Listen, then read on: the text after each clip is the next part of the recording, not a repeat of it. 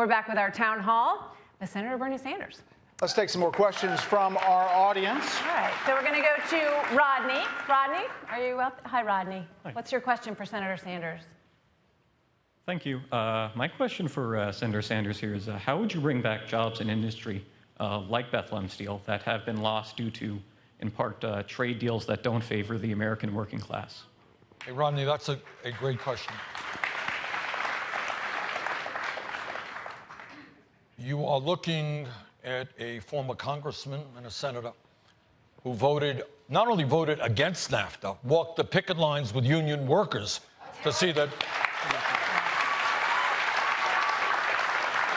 voted against CAFTA, voted against permanent normal trade relations with China, strongly opposed the Trans-Pacific Partnership. And why did I oppose all of these disastrous trade agreements? It was very clear to me that these agreements under Democratic and Republican leadership was written by multinational corporations to make these corporations even wealthier at the expense of the American worker. So let me suggest what is not a radical idea. American workers should not have to compete against desperate people around the world who are making $1 or $2 an hour. Now, I think we have a moral responsibility to lift up poor people around the world along with the rest of the wealthy countries. But you can do that without engaging in a race to the bottom. I have heard from, I've got a 100% lifetime pro-union voting work, and I'm very close to the unions. And I talk to union workers, and they say, our boss has said that if you don't take a pay cut, you don't take a cut in health care, we're going to move to Mexico, we're going to move to China, where people are prepared to work for almost nothing. So we need trade is a good thing, but we need a trade policy that works for working families and not just for the large corporations.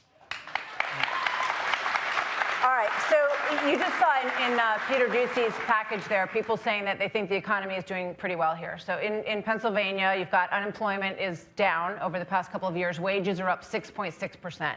So how do you convince those people in this area who I know you'd like to win over this time around that they should, sort of change horses and go with you when things are going well? Okay, well, that's a fair question, and let's look what's going on not only in the United States, around the world. I know Donald Trump will tell you that he is responsible for the relatively low unemployment which we currently experience. Well, guess what? In 2010, at the heart of the Wall Street crash, unemployment in America was 10%. You remember that. Yep. By the time Obama left office, it was 4.5%. Okay? So it's gone down, and in the last 2.5 years under Trump, it has gone down again. Where are we at 3.5% now? That's good. Okay, but there's been a steady decline. Do you know what unemployment is in Germany now? 3.1%.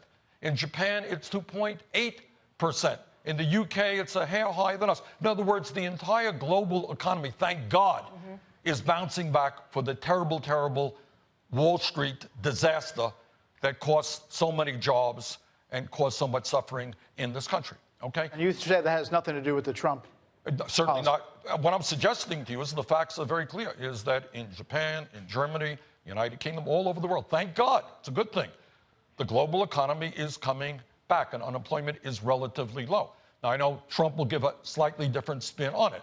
But in the midst of all of this, in the current economy today, while unemployment is low, and we're all delighted by that, what you have is that most of the new income and wealth continues to go to the very, very wealthy. You have a situation now where 7 million more people lack health insurance that used to have it.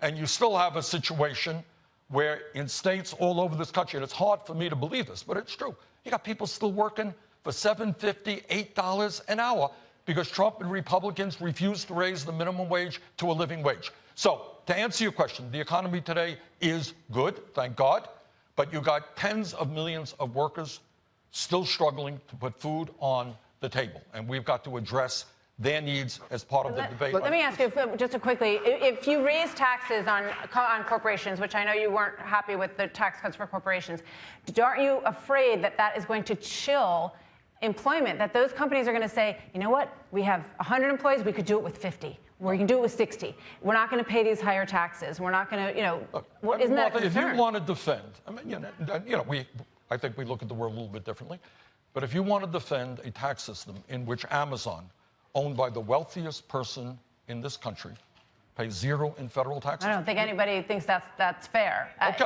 good. But I'm saying if you raise taxes on companies, small businesses across the country, Well, are you worried that they will employ fewer people? Tax policy is complicated, and you got to do it right. You didn't hear me say we're going to raise taxes on small business, did you? What we are talking about is raising taxes on large, profitable corporations and on the wealthiest people in this country, and I think that is just. Senator, you look at the list, you're for the Green New Deal and different policies within it, but you're for it generally. We talked about Medicare for all. Can we talk about... Yeah, we will. Free college tuition. Yep. You have an infrastructure plan. Yep. We have a shot of the current national debt clock. It stands at more than $22 trillion tonight, and as we're talking here, it is ticking up. You've talked about ways to pay for your plans, but there is a lot of doubt that your plans might actually speed up that clock dramatically. So when you look at that, do you not care about that anymore? I think you're asking the wrong guy. Maybe it's the president you might want to ask. But, Brett, in all due respect. Sure. Trump gave $1.5 trillion tax break to the top 1% and large profitable corporations. And I find it so ironic that my Republican colleagues in the Senate who talk all the time about the debt, they don't have a word to say about that. No, we've done many stories about it. Okay, that's not a criticism, but what I am saying is that I'm asking you. Yeah, we in fact, I am concerned about the debt. That's a legitimate concern. Every American should be concerned about it. That's not something we should be leaving to our kids and our grandchildren. But we pay for what we are proposing. In terms of Medicare for all, we are paying for that by eliminating, as I said before, deductibles and premiums. We're going to save the average family money. When we're paying twice as much as other countries, we're going to save money on health care. I talked about a tax on Wall Street speculation that will help us make colleges, public colleges and universities tuition free.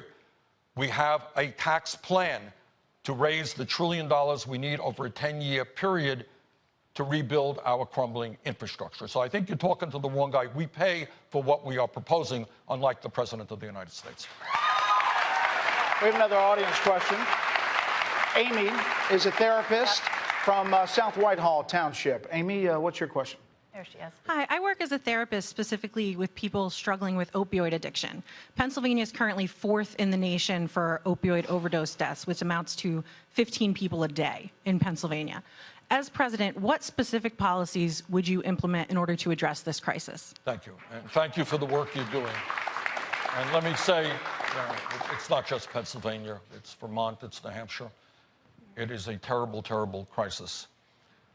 For the first thing that I would do is make certain that we never allow Trump to implement his plan, which would throw 32 million people off of the health insurance that they have. Some of you remember, and think about what that would do to dealing with opioids. You may remember that during the campaign, you correct me if I'm wrong, you guys follow this stuff, President Donald Trump campaigned, and he said, I'm a different type of Republican. You remember that? He said, I'm not going to cut Medicaid. I'm not going to cut Medicare.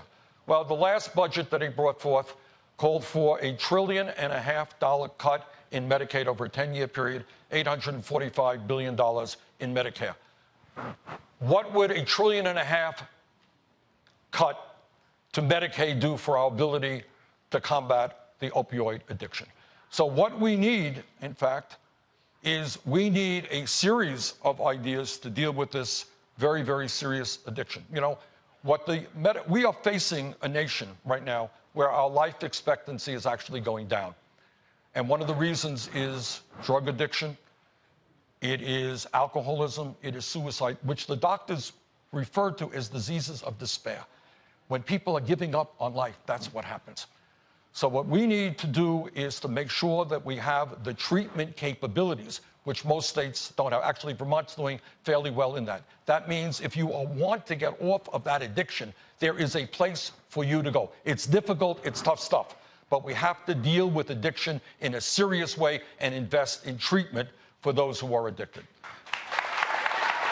For all of these plans, you say there are enough taxes to raise to pay for all of the plans. Yes. There are bipartisan independent groups who have looked at those plans and say it just doesn't add up. Well, what do you say to them? We disagree. And sometimes these plans done by think tanks, check out who funds the think tanks. Yes. Okay. Look, Brett, here is the issue that we have to deal with. Let me just bring it down to a human level. We're the wealthiest country in the history of the world. That's where we are right now. Do you think we should be having the highest rate of childhood poverty of almost any major nation on earth? We got some moms here who are spending $15,000, $20,000 a year trying to find quality child care for their kids. We probably have a child care system which is more dysfunctional than almost any other country on earth, when we all know that 0 through 4 are the most important years. You got hundreds of thousands of bright young people in America today, the wealthiest country in the world. They can't afford to go to college. And you got 40 million people struggling with student debt. You really think that we cannot do better as a nation? And on top of that, you got a handful of people who own more wealth than the bottom half of the American society. Now, I understand that we're taking on corporate America, we're taking on the Republicans, we're taking on the Democratic establishment, taking on the drug companies, taking on the insurance companies, taking on the military-industrial complex. You know what? Okay? It ain't easy. I know that. But I think what the American people know, the American people, I think, are ready to deal with justice in America. That's what we're fighting for. And that's economic justice, social justice, environmental justice, racial justice. Okay? We want to get to some questions about. Sorry, Martha, Okay. We want to get to some questions about immigration. Oh, sorry, immigration. Immigration. Yeah. And let's talk a little bit about the border. The president, as you know, has said that the capacity for the asylum seekers that were full at the border in terms of housing, and it's overflowing. Yes. It's a bad, untenable situation right now. He has suggested, and it's been very controversial over the past few days, sending some of those people to sanctuary cities, which have said in the past that they have open doors for immigrants, So where do the overflow that we have no capacity for, where do you think they should go? Well, first thought, I mean, this president, well, let me get into this, friend. Look, I talked enough about it. But we have a problem at the border, a serious problem. And what is the problem? The problem right now, and you correct me if you think I'm wrong, is that we are now seeing desperate people fleeing violence and misery in Honduras, El Salvador, Guatemala, with little children walking 1,000 miles. They're not trying to sneak in, correct me if I'm wrong. They're going up and they say, we want asylum, because I don't want my little girl to grow up, to be treated horribly by gangs, okay? Now, you're right, there are a whole lot of people. So what do we need to do? We need sensible immigration reform, which includes, among other things, getting hundreds of new judges, because the system is now overflowing, who can deal with these issues. You're coming into the country, are you really fleeing violence, or is there another reason? Right. Okay, so you need to have many, many more judges to expedite the process. And new asylum laws? Pardon me? New asylum laws? Let's look. But historically, from an international and national perspective, and I speak as the son of an immigrant himself, not in this kind of position, but who came to this country at the age of 17 from Poland without a nickel in his pocket. Internationally, what the world has said is that if you are fleeing violence, if your life is in danger, that other countries should welcome you in. But we need real comprehensive immigration reform.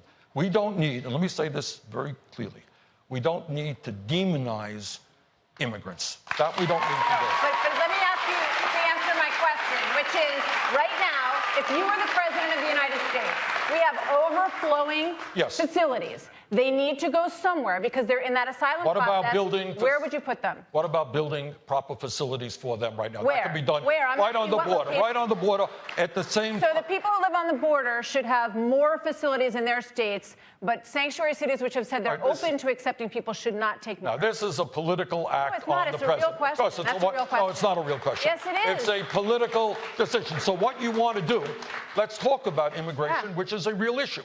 Okay. Everybody would like First to of see all, real instead of demonizing immigrants, Nobody's maybe, demonizing. well, I'm saying you are, but we have a president who certainly does every single day. What we need is comprehensive immigration reform. That's what the American people want. That is And if what we the had a American people president want. who believed in that, we could actually do it. What you also want to do, Both parties need to agree on it. you got today 1 point, Trump ended the DACA program that Obama established. You know what that means? That means every day more and more young people who were raised in the United States from 2 or 3 years of age, they're in the military, they are teachers. They're working all over this country. They are now scared to death that somebody's going to pick them up and throw them out of the country. And that is what Trump did. We need to provide legal status to those people. And we need a humane... Look, Martha, I'm not saying this is an easy issue, Right. but let's not politicize it. What we need, as I said, we need the proper legal processes at the border so that these issues can be adjudicated to determine whether or not people should be entitled to asylum. And you didn't talk about a wall or security there, but you've talked about that before. We need border security. Of course we do. Who argues with that?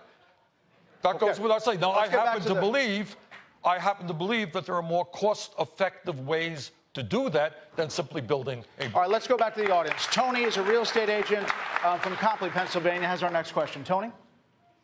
Senator Sanders, good luck in your campaign. Thank you. As a Syrian American, I want to be assured our country isn't going to partake in any foreign affairs that don't directly affect our national security. I believe we need to stay out of Syria, Venezuela, and other countries that have their own personal issues. Do you wholeheartedly agree with this sentiment, or are you going to become another cog in the war machine?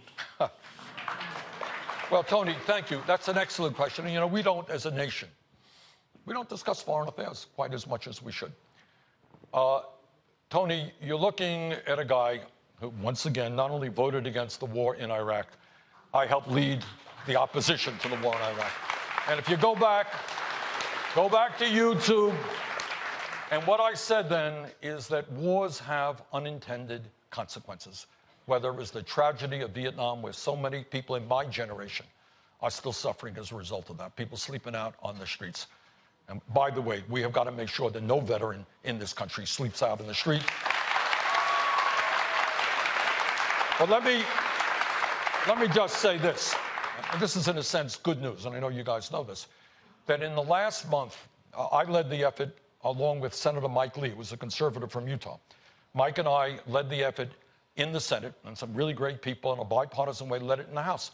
And what we said is we think that the United States should get out of the Saudi-led war in Yemen.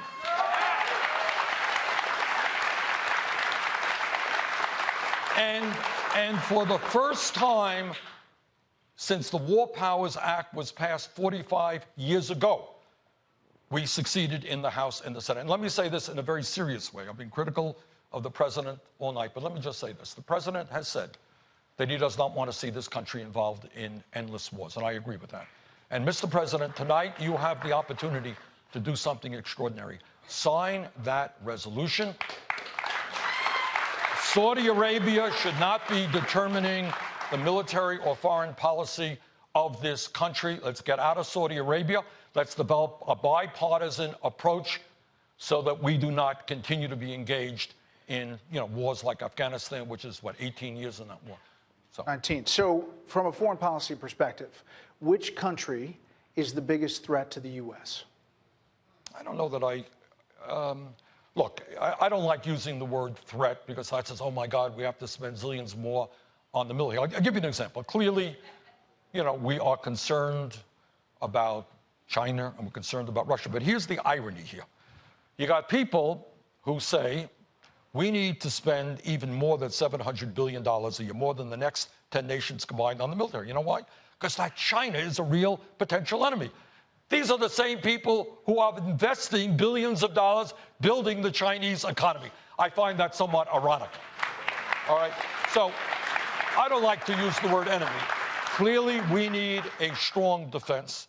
We need to bring the United States and the rest of the world together, do everything we can to rid this world of nuclear weapons. And I'll tell you what else, in my view, is a national security issue. And that is, we have got, as a nation, to reject Trump's idea that climate change is a hoax.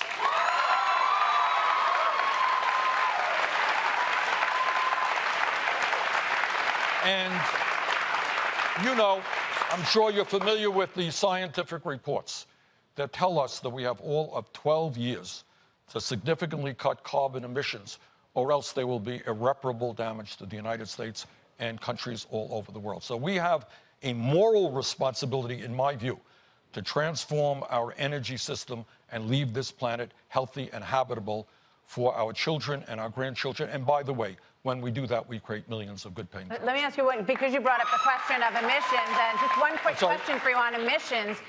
So you think we should eliminate nuclear power, which I know they did in Vermont, Sure. but it ended up actually moving your emissions higher by 16% in Vermont because nuclear doesn't have any emissions. Honestly, I don't think that that's correct. I think we are moving. I can show you where I can tell you that in my city, against nuclear? in my city, in Burlington, Vermont, which is the largest city in the state of Vermont, I believe that all of our energy is now renewable. That's something I started way back when I was mayor. Right. And other cities are doing the same. But Martha, here is the point. Here is the point. Yeah, I happen to believe, I do believe we should phase out, not eliminate it tomorrow. Yeah. We should phase out nuclear power plants. But here is the main point. The main point is that if we do not combat climate change, I fear very much the kind of world that we're leaving to our kids in terms of more drought, more flooding, more extreme weather disturbances, more rising ocean levels. And when those things happen, by the way, they become a national security issue because people migrate. If I can't, if I'm living in the Mideast someplace and I can't grow food on my land, I'm going to pick up and leave, and that causes conflict. So, you said, Senator, that you wanted a strong defense, but your plan does call for significant cuts in defense. Would that send a message to the rest of the world that we are weaker? No. We are now spending, Brett, we're spending, more than the next 10 nations combined, including many of our allies. We're now spending over $700 billion a year on defense. So we need a strong defense. But I will also tell you this. We have a Pentagon, and there are some Republicans. Mike Enzi, I'm the ranking member of the Budget Committee. Mike is the chairman of it. And Mike, I think, and I are in agreement on this. He's a conservative Republican, that there's something wrong when the Pentagon is the only major agency of government that has not undertaken or completed a major audit. And there are very few people who doubt that there's a massive amount of waste and overruns. You remember John McCain. Late John McCain would talk about the incredible cost overruns with existing in the Pentagon. So we do need a strong defense, and I support a strong defense, but I don't support, waste and profiteering within the military-industrial complex. So we're going to do a quick lightning round, if you would. A lightning round. We'll try to do about 15-second answers. Oh, I hate this. All right. All right. So the first one is a very serious question. You said yesterday, I watched your rally in Pittsburgh, that no one should tell a woman what to do with her own body. With regard to abortion, with regard to abortion, do you believe that a woman should be able to terminate a pregnancy up until the moment of birth? Look, I think that happens very, very rarely, and I think this is being made into a political issue. Okay? So I think it's rare, it's being made into a political issue, but at the end of the day, I believe that the decision over abortion belongs to a woman and a physician, not the federal government, not the state government, and not the local government. Senator, you are looking to become the first Jewish president. Yes. You're also a staunch supporter of Congresswoman Ilhan Omar, who even... Hold it. No. I've talked to Ilhan about twice in my life, so... But you've tweeted support for But this is what I do support. I support a a Muslim member of Congress not to be attacked every single day in outrageous racist remarks. Sure. My question is that even some fellow Democrats had some problems, have accused her of using language kind of associated with anti-Semitism. Can you understand why some Jewish Americans would have a problem with some of that? Yeah, I can understand. I think that that is not quite right, and I think that Ilana has got to do maybe a better job in speaking to the Jewish community. But if your question to me is, do I think she is anti-Semitic? No, I don't. No, it's not her. I'm saying in the thread in the I can understand. Democratic Party. But here is the point also. I'm Jewish. My father's family was devastated by Hitler. So this is an issue of some sensitivity to me.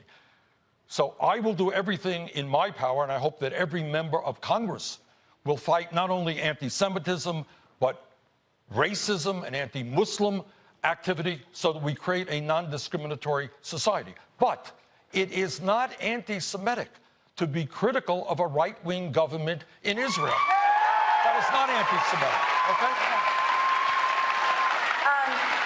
Do you believe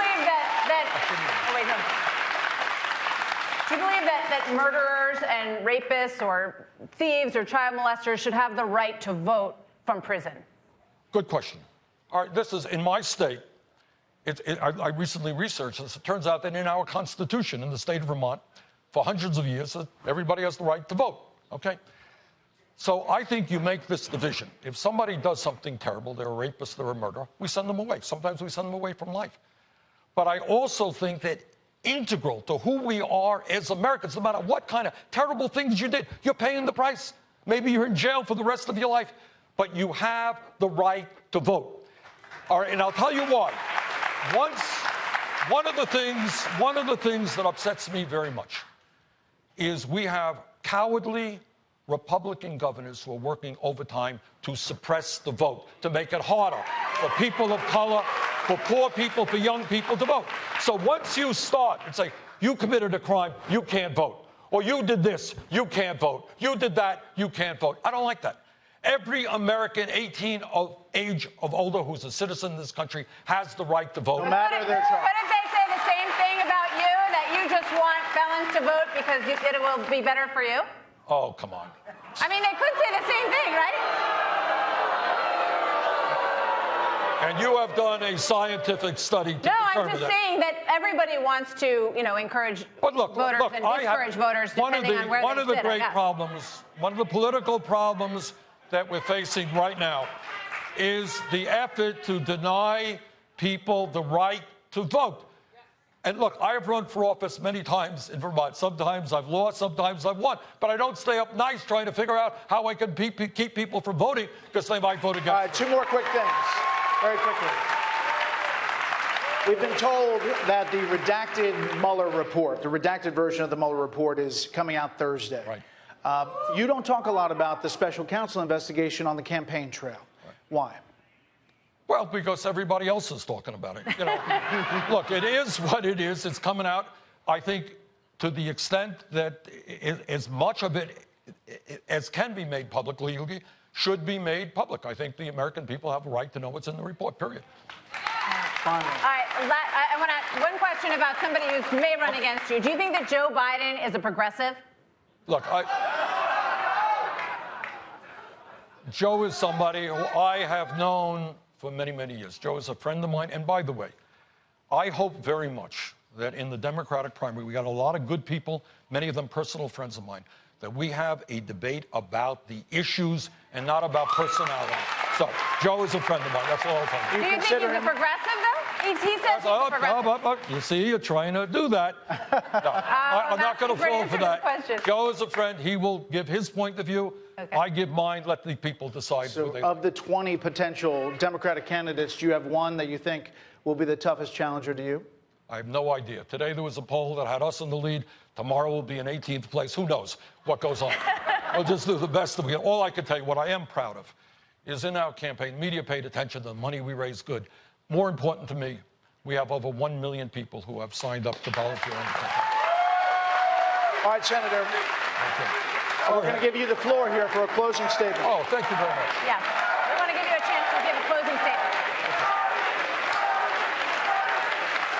We're going to give him a floor for a closing statement here. All right, well, thank you very much, and I hope I wasn't too hard on you. That's all right. We can take it. All right. All right, look, thank you all very much for being here, and thank everybody for watching. Just a couple of points. I think sometimes the divisions in this country get a little bit too hot. Okay, at the end of the day, we are all Americans who love this country. And I also think, and the media plays not a good role in this, and again, not just Fox, is we have a lot more in common than most people think we do. All right, poll after poll. Should we raise the minimum wage to a living wage? Yes. Should we rebuild our crumbling infrastructure? Yes. Should we make sure that our veterans get the health care that they have earned? Yes. All right. Should we make sure that we do not cut Social Security or Medicare or Medicaid? Should we give huge tax breaks to billionaires? You know, that's how most people feel.